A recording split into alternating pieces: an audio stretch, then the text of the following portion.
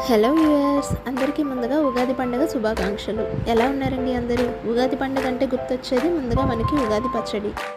అన్ని రకాల రుచులను కలగలుపుతూ చేసుకునే ఈ ఆరోగ్యకరమైన పచ్చడిని ఎలా చేయాలో తెలుసుకుందాం. ముందుగా ఒక బౌల్ తీసుకొని అందులో షడ్రుచులు కలుపుకుందామండి.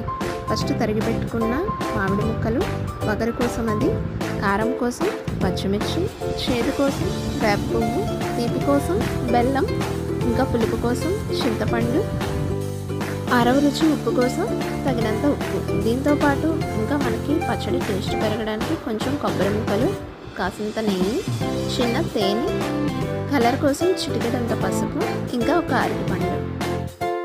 ఇవన్నీ వేసాక మొత్తం అంతా కలిసినట్టు బాగా కలుపుకోవాలండి.